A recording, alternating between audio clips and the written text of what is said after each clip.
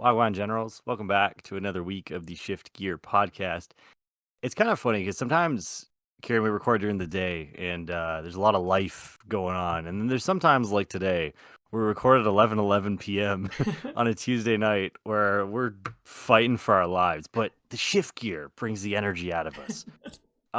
Kieran, I want to go through something real quick before we start the episode. Sure. I was just cheering on our local Toronto baseball team, the Toronto Blue Jays. I just want to talk about, guys, how unhealthy it is to go to a ballpark in 2025. And maybe this is me getting older. I don't know what it is, but bro, I'm sitting down this freaking ballpark and I'm looking at the menu items. We got hot dogs, we got popcorn, we got fries, poutine, beer. I'm like, dude, what I wouldn't do for a damn salad right now. Just looking at these items, and to make it worse, they had a giant Ozempic ad out in left field while I'm eating these hot dogs.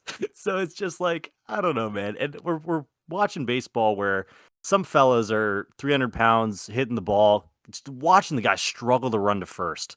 And this is the guy who can't run 90 feet, who's making 15 mil a year to play baseball. So I don't know, man. I had a real big realization tonight, and I know there's a certain guy who likes when I talk about baseball. So that's my Nice. baseball take of the day. That we need healthier options at the ballpark. We need to promote healthy lifestyle in a Nice. baseball You know, ballpark. are you indirectly chirping Alejandro Kirk? That actually was exactly what I was doing. Like that's literally who I was picturing when I said a fella can't run 90 feet. And he's batting 453 this year. He's having a good year, but I need the dude to pick up his legs. Mm. I need him to get moving. And it's kind of funny. You knew exactly what I was talking about. You know, So, anyways, you sorry. Go ahead. you might not like it, but that's what peak male performance looks like. So it's got to get you. He makes more money than I ever will. Yeah. Well, What I can guess I say? baseball's an interesting sport because like the bulkier you get, like the more power you get, right? And like a game, you don't Yeah. really need to run that fast if the ball's going out of the park. So He's also a catcher, so he doesn't yeah, really he need to doesn't have to do move. And anything. like Yeah. with baseball too, you get paid like in a weird way marginally because there's 81 home games in a season, so their revenue is like through the roof. Yep. Despite the fact there might only be like 20% of a stadium at a game, like the revenue is crazy. So they can afford to pay these guys like crazy money. Like Soto this past summer got what was it? 750 mil. Like for a player, that's just ludicrous, right? So these guys, hey, they might be 300 pounds. Fella might not be able to run to first base, and he is still a better peak athlete than you and I, no matter what. He's making more Yeah. money. Max. So shout out to Alejandro Kirk. Anyways, we can talk about Pokemon now. I just need to let that off my chest. Nice. Yeah, we can definitely talk about Pokemon, Aneil. So we've had, I was gonna say Stellar Crown, Journey Together on live for almost a week now. I don't know if you've Mhm. been playing Aneil or not. I've been playing a lot of post rotation. Yeah, I'm the worst podcast host ever, bro. I go through like spans where I just don't play the game. I feel like I just needed a break, so I Yeah, haven't really played the game much. I I mean feel pretty cleansed. you top aided Vancouver, you're like invite secured. Don't need to worry anymore. Which fair enough. I guess it's kind of more so just I find I get burnt out pretty fast now. Mm. I guess I like you and I have been playing the game for a long time. You kind of get to know better when you need to step back and just take a break and focus on other things, and it helps you enjoy the times when you're back. I think a little bit more, Yeah. and you definitely play better too. So I know it's harder for you now because you're doing a lot of coaching and stuff. But stepping away from the game is like the only way I stay sane sometimes. So I am a bad podcast host in that sense. I probably should play the game more, but no, I haven't been playing too much. Well, it's okay. Now I'll pick up the slack because I've been playing a lot, and I've actually been having a lot of Thank you. fun because I loved Lugia, but now like trying all the new decks again is like it feels like so Mm. much fun. So I've been You just know, playing you everything. doing this full time has been the greatest investment I've ever made by not investing anything. It's been great. You just get this is your life now, and you can kind of carry the podcast and the Pokemon content, and I'll talk about hot dogs and baseball. It's Yeah, great. that's what we need, man. That's what makes the shift Yeah, gear great. And then there you actually go. before we start now, I'm gonna shill something. Uh, Yes, so please do. I'm running a summer camp this summer for Pokemon, a competitive camp, where I'm gonna have a curriculum focused on more advanced topics, stuff like deck building, sequencing, prize mapping, metagaming, how to practice. I'm gonna hire a staff that has some all-star people on it too. Like Lucas Singh is going to be one of my counselors. So if you're as junior or senior, or you're a parent who has a junior or senior, and you're in the Toronto-ish area, July 28th to August 1st, sign up at KieranTCG.com. I have my own website now, Neil. KieranTCG. Or masters too can sign up, right?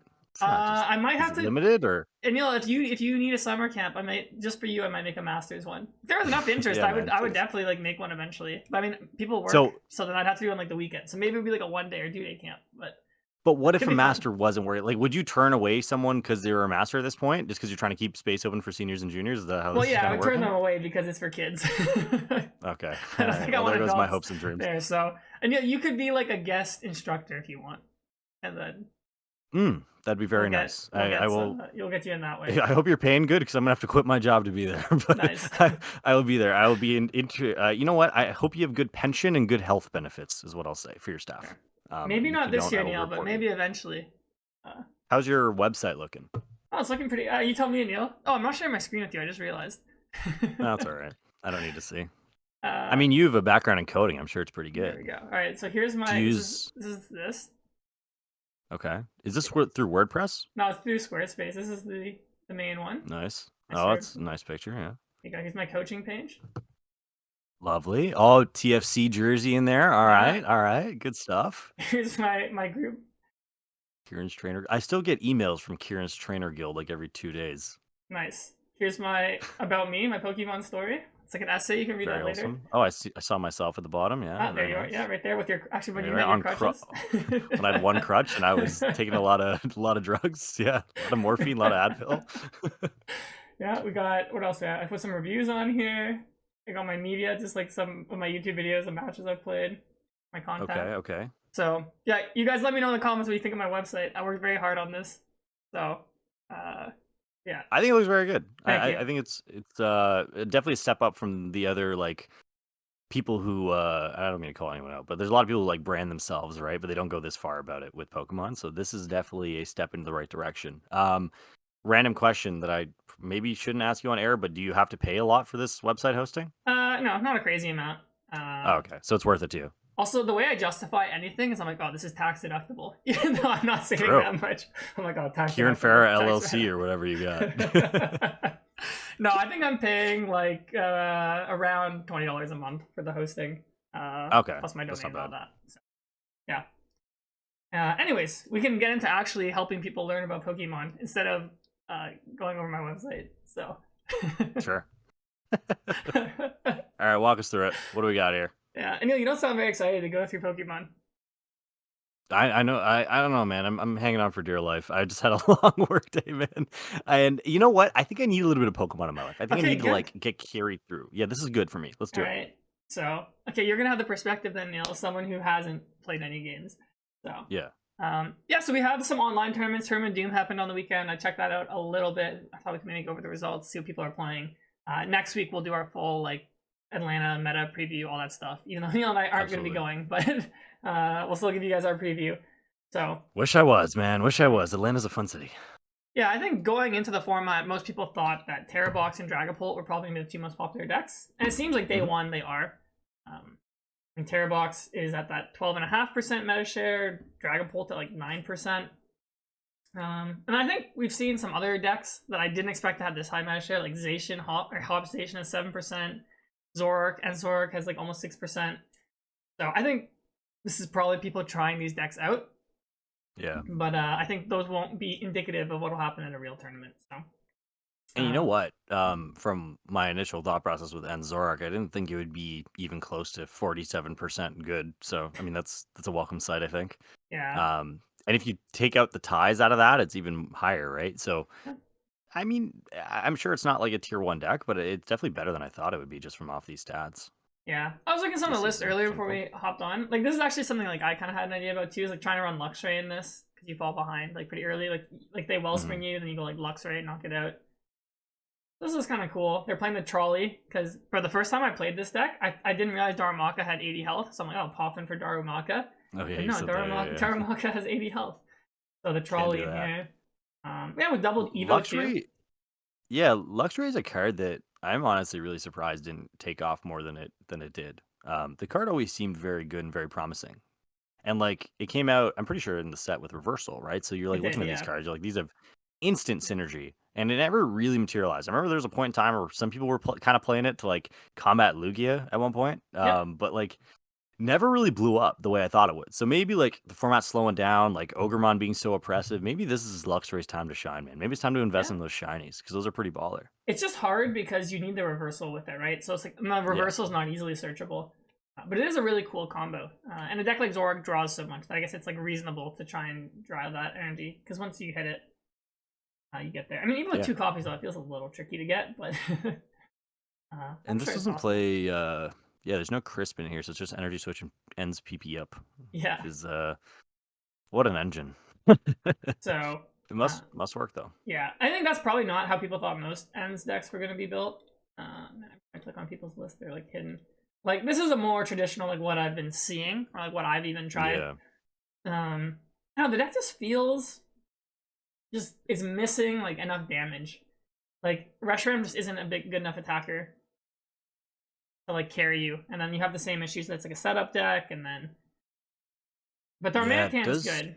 So It kind of feels like these, and I think I said this last week, these new like archetypes and these new like partner Pokemon, like it feels like every single one of the partners needs one more Pokemon or yeah, one for more real. like support tool, right? Like it feels like they're all kind of one card off. So I mean, we kind of saw half of the rocket set. It doesn't look like they're getting any more support. I wonder if that changes at some point. Because it'd be cool. Like I think everybody wants these cards to be good. I think Pokemon wants these cards to be good because these are A, popular Pokemon, B, popular trainers, sell them a lot of packs, get them a lot of like hype in the community as well. Like there's no reason why these shouldn't be good. So I'm interested to see if they like come back and like kind of boost these up at some point.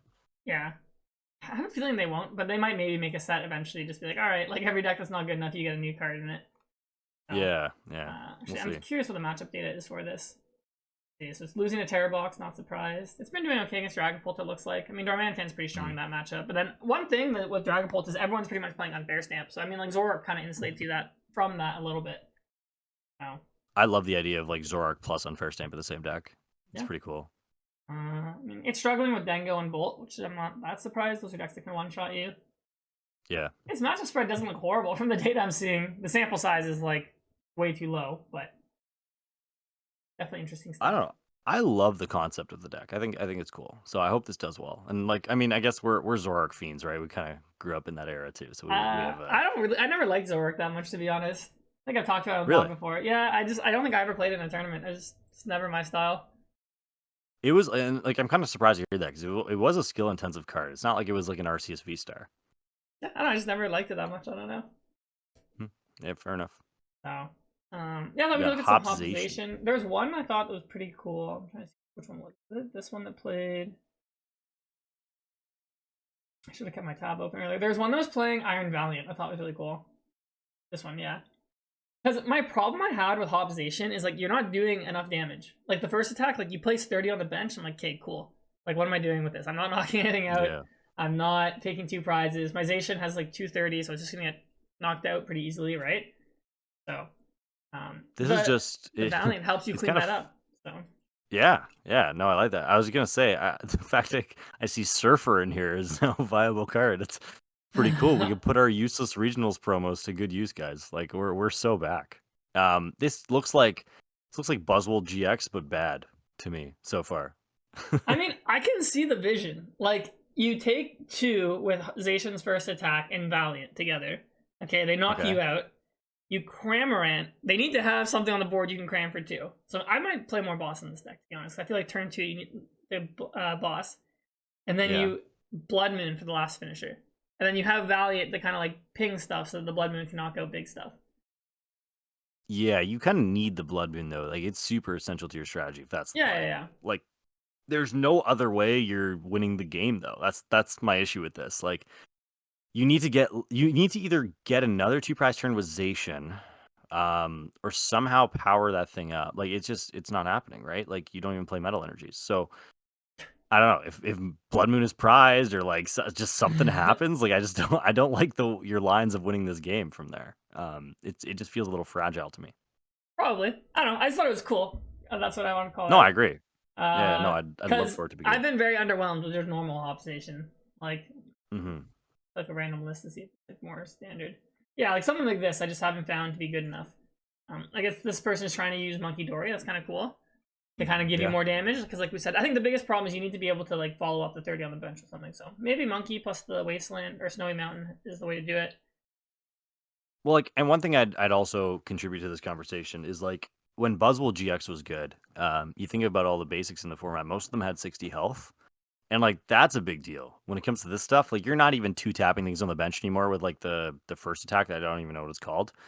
Um you're not two tapping things anymore. Like you're three tapping a lot of things insta strike because they have 70 health, right? So that I think is a big deal. Like I think if this card maybe did 30 and 40 or whatever, like basics just had 60 HP, I think this card would be a lot better. And I think especially in a format without bench barrier should be probably better in theory. Yeah. So I've been telling this to people like I talk to. It's like there's literally like so many decks I want to try. I just do not have enough time. And like I feel like I play like an insane amount of Pokemon already, and I still can't play all the decks. Yeah, it seems like there's a lot of like variance now, which is really cool. Like just from popping my head back in the game, like from every so often, like I'm hearing about new decks every time I like open my Twitter. So it seems like the format is a lot of fun. Yeah. One deck I think that we all expect to be kind of like one of that S tier decks is the Tera Box. So it has win rate around 50%, which I think is in part because the deck is very difficult. I think it kind of has that Regidrago effect where it's like the best players are going to be able to take this far. Like it's on paper, its matchup spread is like maybe not amazing, and people are definitely teching for you. But I think the deck is just so strong, and it has so many tools and options. It should do well. So, I know half these lists are not even available for me to look at. I think with this What deck, happened to Limitless? Are they holding like they're closing more lists now? you can just if you host a tournament, just not publish lists. I think if it's like for people who want to test or something, which is cool. Like I think that's fine. I mean, there's like so many lists out there now. You don't really need to see everyone's list. Yeah. I will say, I think Tera Box lists have kind of been solved more or less. I mean, obviously there's room for innovation, but I just feel like I've seen like every list I see from people, it's like within 3 to 4 cards. Some of the choices are like, are you playing Terrapagos? Are you playing Cornerstone? I guess this list packed in a Judge. Maybe like turn 2. So the Cornerstone attack, so. is mainly for walls, if I understand that correctly. Yeah, because Walls actually has a really hard time dealing with Cornerstone. The only Pokemon they play that can attack is their own Cornerstone. Okay. And then Yeah. So sorry, go ahead. I was just saying with like Rescue Stretcher or Night Stretcher, sorry, you can like get it back and like you can power it up faster than they can, so you can like out trade them. Okay. Like you're just a deck with a lot of like options. You're like a super versatile deck. I guess that's why I called Terra Box. And, Yeah. sorry, I'm sure some of you guys are like, what the hell is this guy saying? Like this guy's an idiot. I'm just providing my very raw reactions right now to these new decks that I've barely seen. This looks cool though. Like, you got a lot of answers to a lot of stuff. I've heard a lot of people say this is very difficult to play. I've heard there's a lot of lines to do with this, and it kind of makes me want to pick it up just to kind of see what's up with this. Like I know you have 3 Crispin, and your energies are kind of a rainbow, so you're looking at all times to kind of keep a good eye on how many energies you have left and what you're able to accelerate, I guess. But you do have a lot of options, and it seems like you have answers to just about everything. It looks like you probably have a 50-50 into most things at worst. Yeah, I mean the Wellspring is just so strong in this format. Like decks just don't have an answer. A lot of them. So like you just take 2 prizes when you go first. And you have Pikachu to knock out like pretty much everything, and then Lakian, you have Blood Moon if you need to finish it off, Clefairy for like the Dragapult. So yeah, it just has tons of options. It is a little tricky in the sense that like yeah, you have to plan out your resources and like the order you play stuff. But yeah, it's definitely a really rewarding deck. I expect to see this as like the most popular deck format. No Poffin is really interesting to me. Like, yeah, that's one card I think I've really enjoyed playing is because like if you whiff Fan Rotom, or even if you have Fan Rotom turn 1, like you want to replenish your Hoot Hoots later in the game, just having one is just really nice. It always feels bad when I'm like Nest Ball for Hoot Hoot. It quite literally is your only like late game. If you get stamped or Ionoed, like you need Noctowl. Yeah. I don't think it's negotiable. So I'm surprised to see like there isn't at least one Buddy Poffin in there.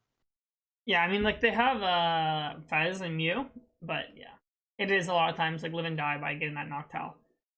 Yeah. Dragapult. I feel like Dragapult's like kind of its win rate's like bad. And like it honestly on paper doesn't have any good matchups.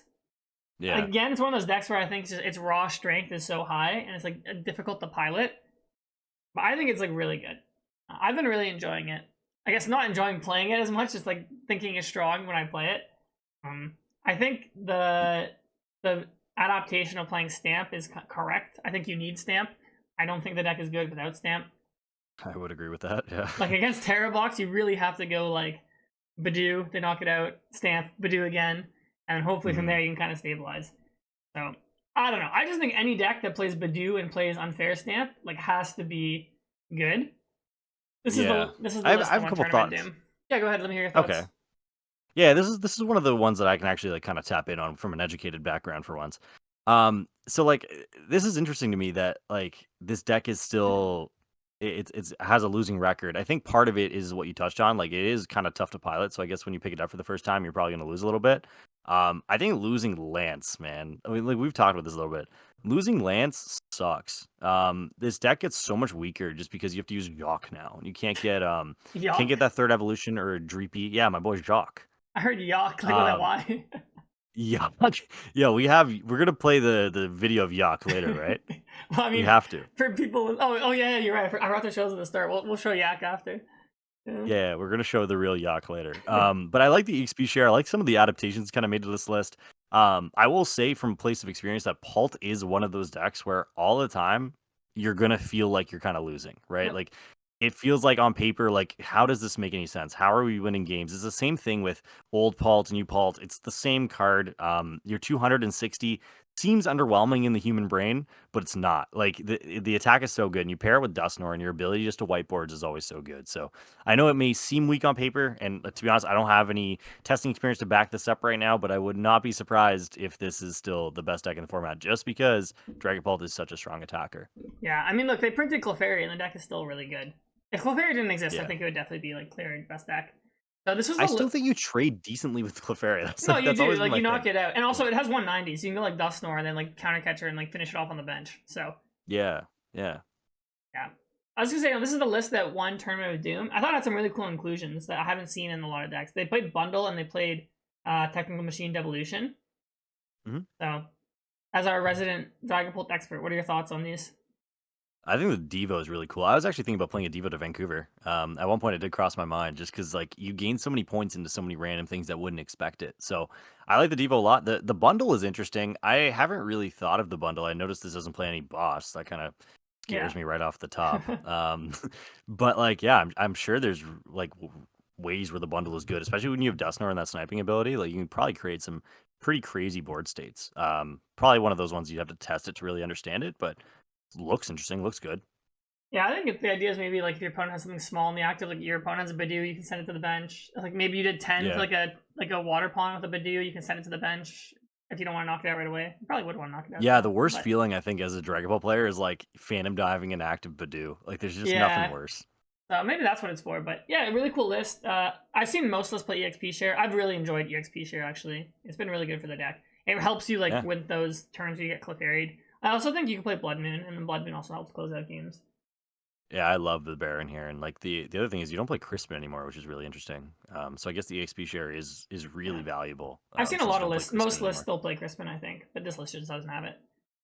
So Just seems like a good card. Like I yeah, don't it's know. solid. Crispin gains so many points going to rotation, and like in this deck, like your only enemy is yourself. So my rationale with this is always like play the cards that give you as many outs to just Phantom diving. And Crispin is one of those cards. So I don't Yeah, know. I'm sure there's different adaptations of this list. I just find that this one is a little bit I don't want to say wild, but it's definitely different. yeah. I posted a video like on my main channel playing as Jackson. I was playing Dragapult. There was one game I badooed him like 5 turns in a row, and I went just like, all right, I owned one, Phantom dive, game over. So I'm like, It's insane, bro. it's so It's broken. insane. Oh, I love that card, man. Love Phantom Dive. All right. Yeah. So that was. We can also look at the other decks that did well in the Tournament of Doom. The second place deck, Aneil, Monkey Dory Frost Hey, Slash. shout out. All right, cool. So I mean, So it seems Badoo plus like Frost Slash, pretty cool. yeah, it seems like from my initial like kind of impressions here, like anything can be good is kind of what I'm getting out of this. It seems like there's a lot of room for creativity right now, which is awesome. Like seeing a deck like this do well, like it gives you a lot of perspective as to like where the format's kind of at. This deck has always kind of been on people's radars, and like when Badoo came out, it definitely gained a lot, and it wasn't a deck that was really talked about, and maybe rightfully so. But it's a deck that has a lot of power. Like I feel like I can speak from a position of most people. Like you've probably lost to a Frostlass at some point on ladder where you're like, how the hell did this happen? No, I always farm it, Aneil. You farm Frostlass? I don't know, man. I've lost to a couple Frostlasses on ladder where like there's just nothing your deck can do because the Frostlass just spreads damage so fast. So I don't know. Cool deck. Happy to see decks like this do well though. Yeah, it's cool. It's another deck on the pile of decks I need to play. So, Yeah. yeah, definitely maybe I'll give this a try. Seems fun. I mean, Unfair Stamp Badoo Countercatcher is a very strong combo, and then if your opponent gets stuck for a little bit, then it's like Frostlass can like build up damage. So definitely Yeah, very you very Monkey cool. Dory, and yeah, it's a cool deck for sure. Yeah, Celio's got top 4 with the Tera Box deck. I think this deck is really good. It's been doing really well in Yeah. online tournaments. I've been enjoying this deck. Kind of like a more tanky take on Tera Box. It does a lot of the same ideas, but you're just playing like instead of like the rainbow energies, you're basically just playing Buffon Scoop Up. And like Clefairy is, I guess, your big hitter, or the option to do more damage. Right. Interestingly I enough, mean, he didn't play Blood Moon in this list, actually. Seems like it'd be pretty good. Also protected by Buffon. play Scoop Up Cyclone. I guess you're super tanking here. Yeah. This deck, it doesn't surprise me that this is good. Like if the best deck in the format is Tera Box in theory, and your Terrapagos goes through all of them, and you have a Buffalon to protect your entire Yeah. bench, this seems like a no-brainer to me. Yeah, I think this deck, it's really good against Terrapagos, and it's not very good against Dragapult. So that's kind of where it's at. And then it's pretty good against the Right. rest of the format. So yeah, I've been really, really liking this deck. You have the Clefairy to try and cheese a couple wins, I guess, here and there.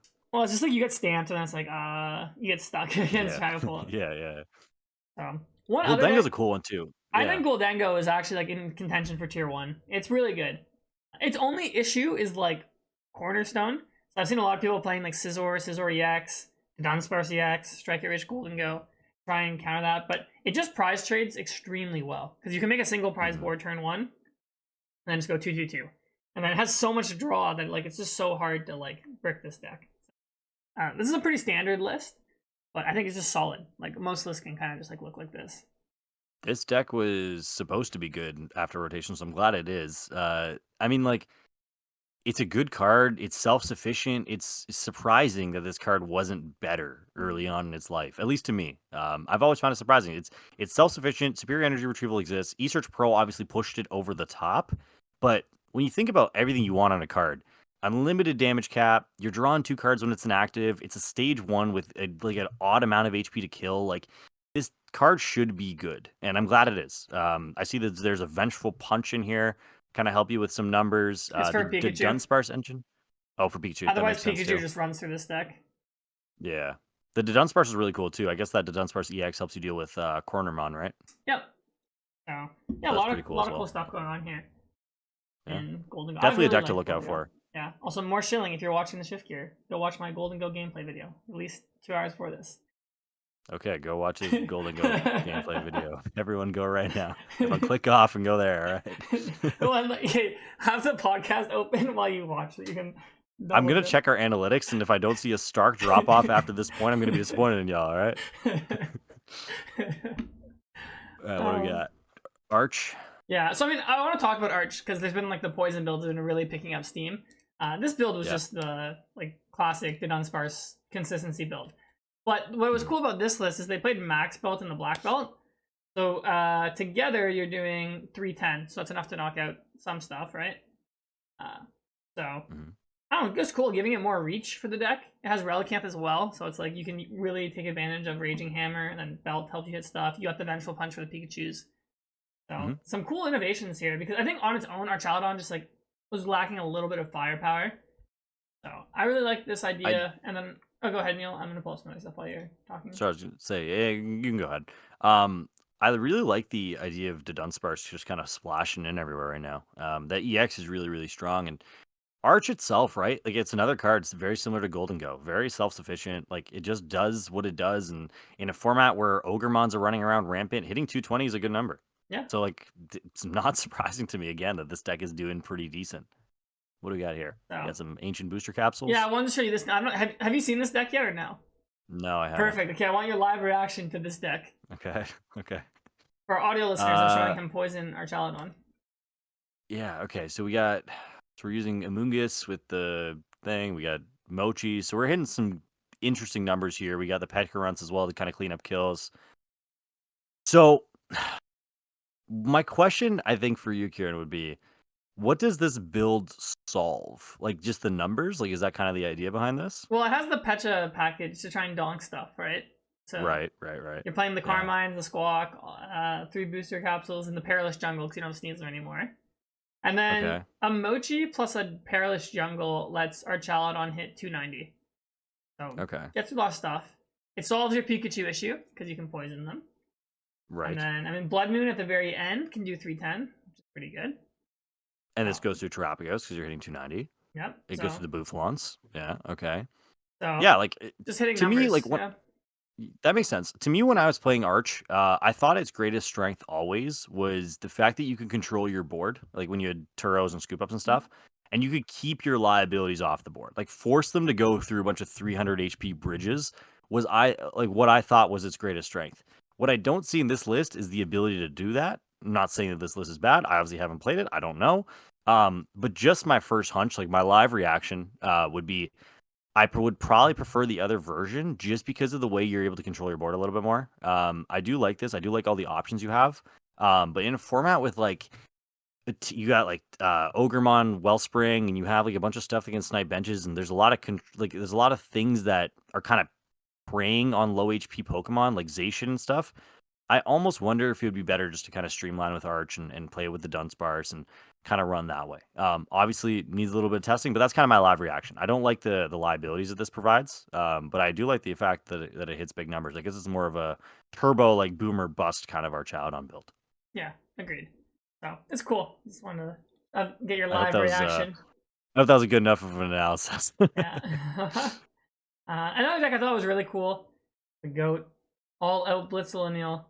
Oh yeah, Making that's the top cut dog. with Pidgeot. Yeah, Knackley, holy bro. So Knackley is actually kind of hype in this format because all the flying Pokemon resist fighting. So you can damage them. Oh, They can't monkey. okay. They can't retreat. They're just stuck. So yeah, Sick. Knackley's super solid. One thing this format is like lacking or disrespecting is switching. Most of the decks play one, maybe two switching cards. So retreat lock is a very viable strategy, right? Like the Tera Box deck, like they play like one Turo. But there's like double Noctowl on the board. Like you can trap them eventually. And then like he plays Yeah. Defiance Vest and a Hero's Cape to kind of make this tankier. There's the Monkey Dory. So you put the cape, they hit you for a 20 effectively, and then like you can just monkey the damage off. So super cool list from All Out Blitzel. I mean, I'm sure he'll keep refining it. I mean, Pidgeot is probably still good in this format, just like no one tests Pidgeot. So it's like Yeah. Yeah, I get that. And there's only what I find interesting about this list is there's only 2 penny. I guess you have 2 Palpad, so it shouldn't really be an issue. But that Knackley's got a weird retreat cost. 3. Makes me think like maybe someone's gonna like boss around it, just wait a turn and hope you can't move it or something. Like I don't know. That's just my initial thought. It is definitely different from Snorlax, and I think there's a lot to kind of digest with that. That comes with a little bit of baggage.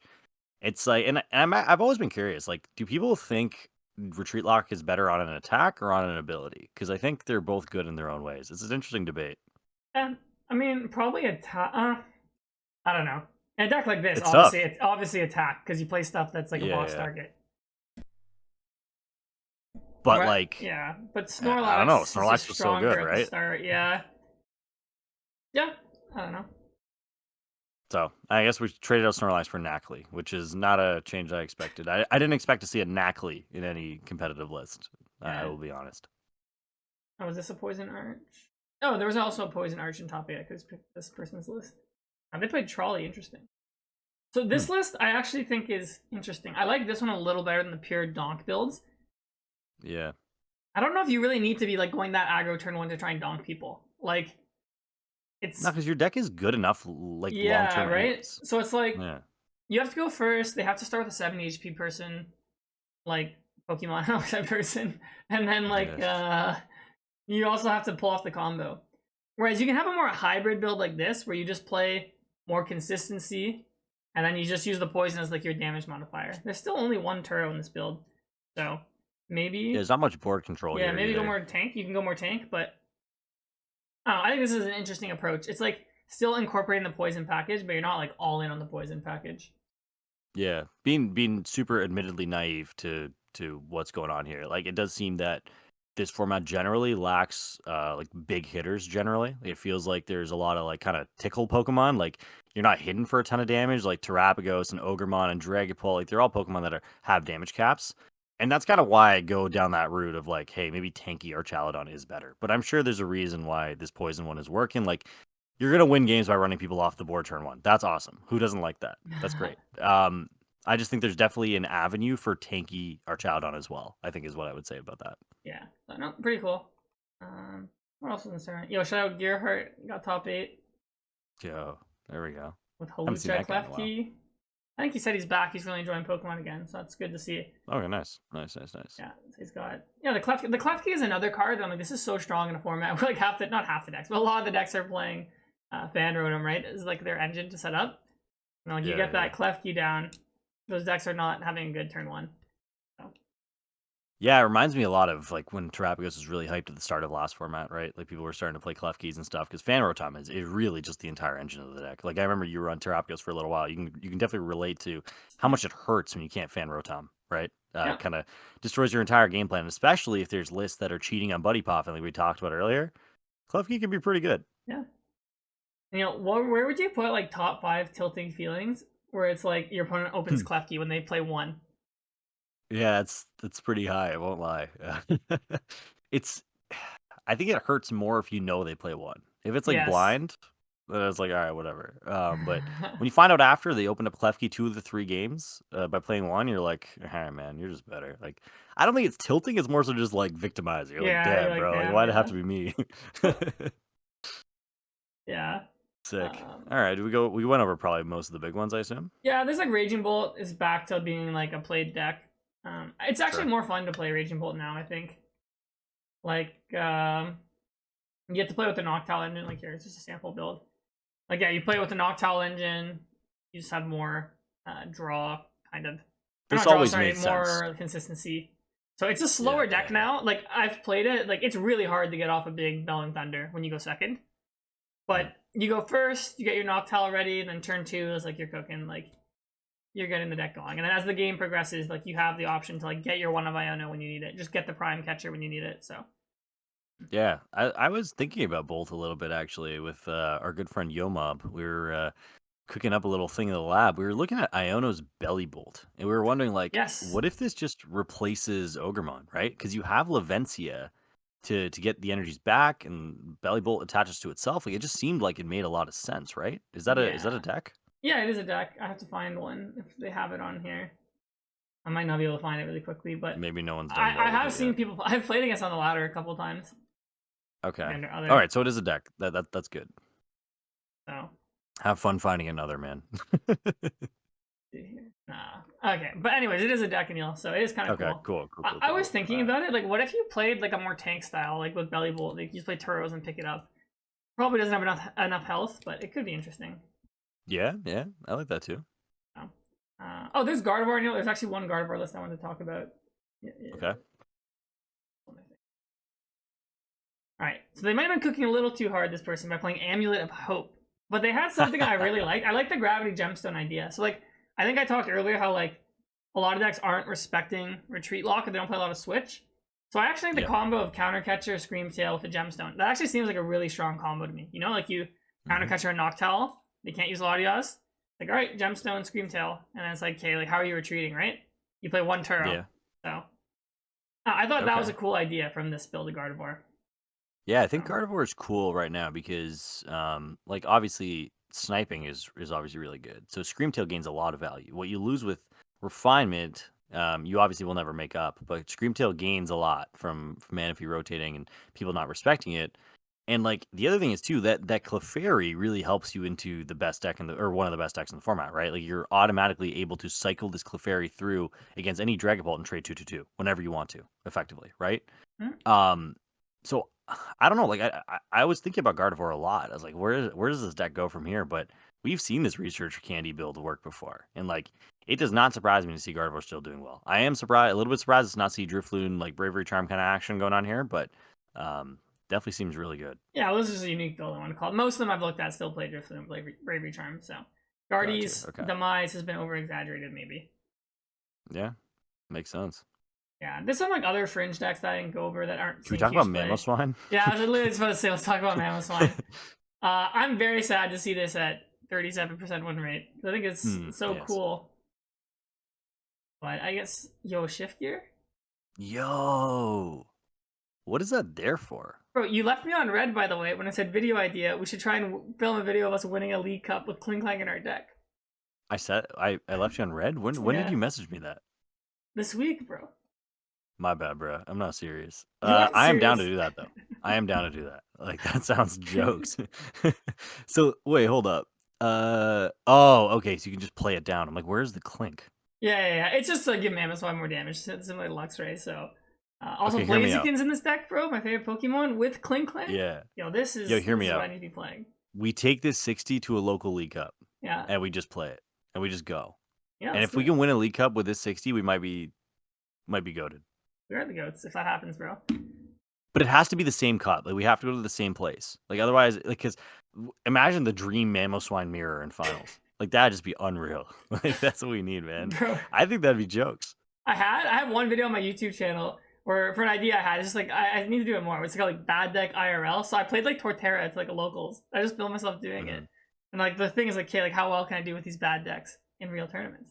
I might have to bring it back. That sounds like so much more fun. It is fun. I had a lot of fun making it, so maybe I'll bring that back. I've been trying to do more content lately. It's just like I'm so busy during the weeks and the weekends. I don't go to like in-person tournaments enough.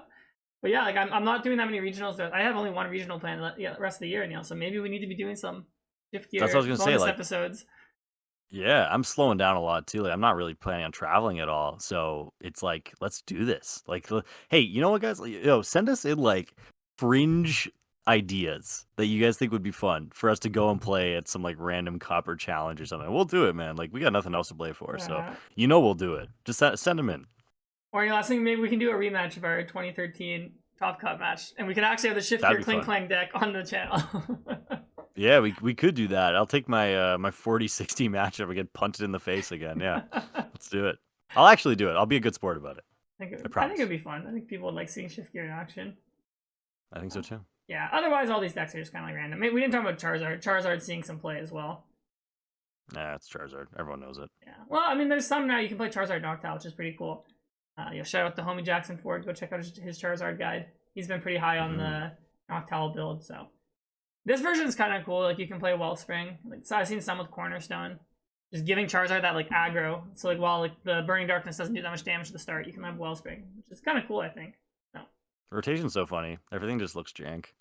Yeah, I mean this deck I actually think is a little slept on. I think it's pretty cool because I think Charizard uses Briar better than any other deck, which is like a good card. Yeah, and like Charizard, like we said, is always going to be good. The card is always going to be good, and especially in a format where one shots are lacking. Yeah, you take that all day. Yeah, so cool. And that's okay. All.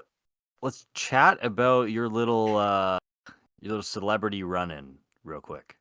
Yeah, I mean, I was at a Raptors event last week, and I thought it'd be really funny to open Pokemon cards with them. I don't know. I feel like I didn't like. I have their jerseys. I guess I could have got autographs of the jerseys, but I thought it'd be more fun to open some packs with the Raptors.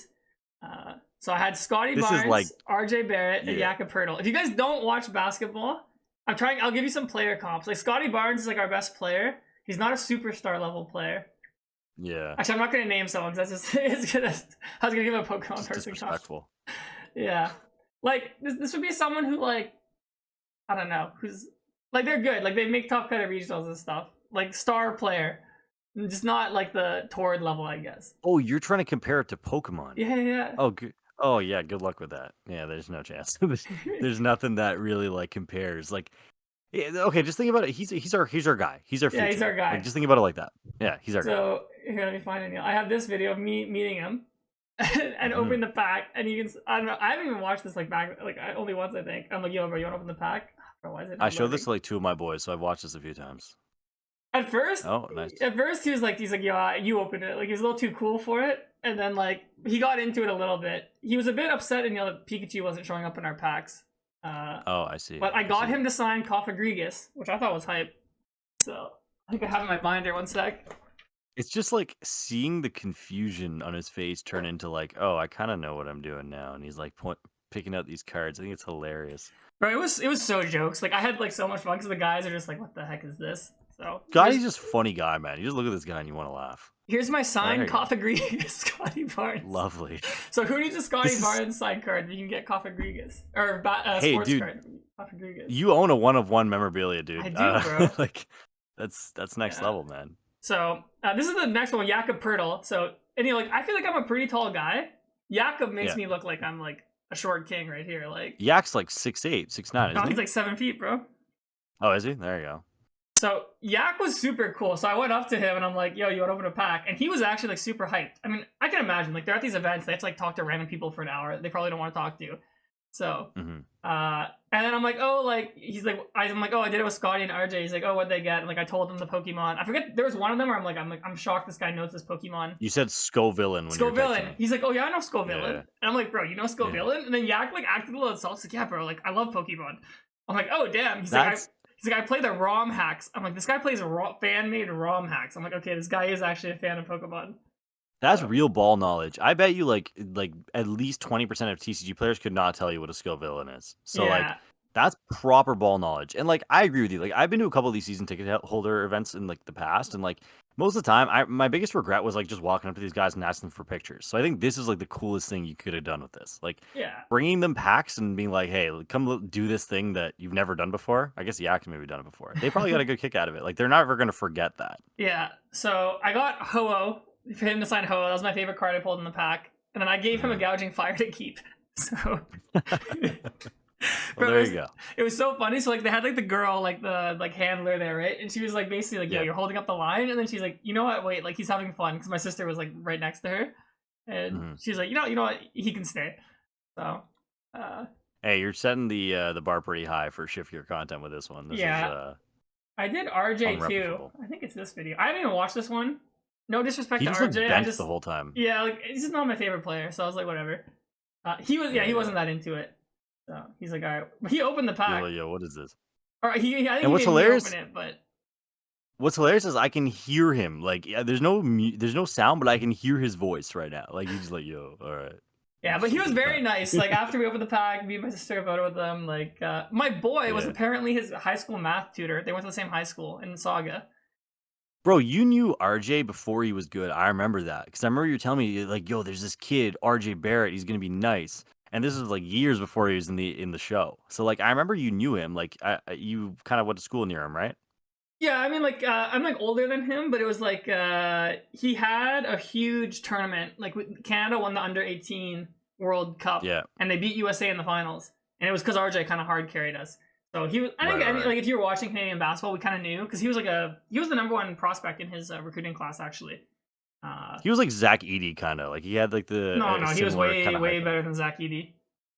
You think he was hyped more than Zach Edey? Yeah, Zach Edey was like not hyped as like the best prospect, right? Like it was kind of surprising he ended up being a lottery pick, but RJ was like hyped as like in that class with like Zion, right, and like John Morant. Like RJ initially was the #1 recruit, so that class was probably better too. Overall. Yeah. So I mean RJ, he did well that one. I'll never forgive RJ for like basically being the reason we didn't make the Olympics in 2020. His disaster class against Czech Republic in the qualifying game. But I digress. Good Toronto or Mississauga legend. So good Ute. All right, let's get into your am I in the wrong and then I go to bed. Good. So I apologize to Devin or who sent this in. So or Devon, sorry. I was supposed to do this the last 2 weeks, and I forgot. But I'm putting it on the Shift Gear now. So, hey Kieran, here from the Shift Gear Discord. I wanted to submit an entry for Am I in the Wrong? So here's the story. I attended Lille Regionals last year, which was held in the Brilliant Stars to SCR format. I don't know what, Stellar Crown format. I think this is relevant, but I'm from an Asian country and not part of the TPCI circuit. I was traveling to Europe, and the dates worked out for me to go to Lille. Anyways, back to the story. So it was around round 7. I was already out of day 2 contention. I think my record was 3-2-1. This is the start of the year when X21 didn't make day 2. I was playing a straightforward build of Charizard Pidgeot with no Dusknoir, and I hit an opponent from Europe who was playing Charizard Pidgeot with Dusknoir. We started our game, and about 20 minutes in, my opponent scooped because I had a very strong board state, and he couldn't come back from his slower start. We start game 2. Once again, I'm in a very commanding position. My opponent swings into my Zard with his own damage Charizard. We are tied on prizes, 3-3, but I have 2 Charizard EXs, one with damage and one without, and Pidgeot set up. I'm about to take a KO on the Charizard and go down to 1 prize. If my opponent KOs my Charizard the next turn, I can 1-hit KO anything on board, and even if he doesn't, I have Boss in deck and Pidgeot set up. I basically have game on board. Opponent has no Duskull and Briar's not active. There's no way for him to take a 3 prize turn. Nevertheless, just playing through the motions, I play Arven and fetch Unfair Stamp to disrupt, just in case he has some weird tech I don't know about. My opponent sees me take the Unfair Stamp, doesn't say a word, I play down the stamp, he still doesn't say anything, put my hand on top of my deck, and I'm about to shuffle up. When he suddenly stops me and says, hey, I didn't take a KO. You can't stamp. And so we call over the judge. Because I haven't shuffled yet, judges ask me if either of us know how many cards I had in hand. Neither of us know for sure. Judge says the play is not reversible, I get a double prize loss. I don't know if this is wrong of me to argue against, but I thought it was kind of shady. For starters, opponent had multiple chances to stop me, and only stopped me once my hand was on my deck. Secondly, my opponent kept insisting that he didn't mean to rule shark me, but he really needed the points. Now, obviously, since I'm not in the circuit, there's nothing on the line for me, and I don't get any points. But that being said, it still feels kind of scummy to do this, just because you need points more than your opponent. And like I mentioned, I had game on board. So I feel like the decent thing would be to just concede and call it a day. And that's the end of the story. Yeah, it's I mean, I feel like we've had a few of these now, where it's kind of like it's unsportsmanlike, is what I will say about that. I don't think that is something your opponent should have done to you. I think there's a way to lose and a way to win. And like we've kind of been down this road before. And most likely, and it's hard to say for sure, but 90% chance your opponent kind of knew what they were doing. 100%. Right? Yeah. And I don't mean to jump to conclusions, but it is shady for sure. I think you're right to feel slighted about it. Especially as someone who isn't even in the circuit, like it kind of makes sense why you'd be like, why it's not this deep, man. Like, which it's not, right? Like, you're at a day 2 contention. Who cares? I don't know if you agree with that, Kieran, but that's kind of my take on it. Yeah, I mean, like, I think first off, like, it's kind of your fault that you did the unfair stamp thing. Like, you just got to be better than that. You got to catch that. But yeah, your opponent definitely knew. Like, I guess I can't say 100%. It sounds. I'd give it like Aneil said, like 90%, especially when they're making weird comments about needing points. So yeah, what your opponent did, if like they truly knew that that was DPLable and like they just let you do it, like that's cheating technically. Like that's actually a DQ. But I mean, like also just be mad at yourself that you played unfair stamp, but your opponent didn't take a knockout. But yeah, like that's definitely more on your opponent than you. And it's easy when you're in a commanding spot to kind of get ahead of yourself. I do get that. Like I do have a little bit of sympathy for that. I do also think, yeah, it is kind of on you for playing the unfair stamp. But I mean, I get that. Like you're so far ahead, you're like thinking like, how can my opponent even come back from this? And you lose your initial track of thought or whatever it is, right? So makes sense. I think your opponent should not have done that. I think it's unsportsmanlike. But I mean, again, this is Pokemon. This stuff is gonna happen, right? Like people are all sorts of desperate these days. Yeah. So cool. Thanks for sending that in. Cool. Anyone else has them, post it in the Discord or send it to me or Aneil, Twitter, Discord, whatever, and we'll read them. Absolutely. Hopefully in a more timely fashion than I read that one. That was a monologue for sure. Oh, I meant more so I left it for like it's like 3 episodes late for reading that one. Okay, that too. All right, I think we're good then. Kind of went over some deck stuff, telling you guys what we think about some of these variants. Obviously, we won't know too much until Atlanta comes and goes, but I think we have a good handle of kind of where this rotation is going. Me personally, I learned a lot from this episode too, kind of raw reacting for you guys as well. I am a little bit more enthused to go start post-rotation testing after seeing how cool some of these decks are. So, Kieran, anything else? No. I'm glad I could be of help, Aneil. You can title the video Kieran teaches Aneil how to play post rotation. Yeah, thank you for educating me about rotation. Let us know down below what you think the rotation BDIF is. Let us know if we got any takes wrong. I'm sure I did. It's what I do when I'm naive and I refuse to test. So thank you for being here. We appreciate y'all, and we'll see you next Wednesday. Peace. Later.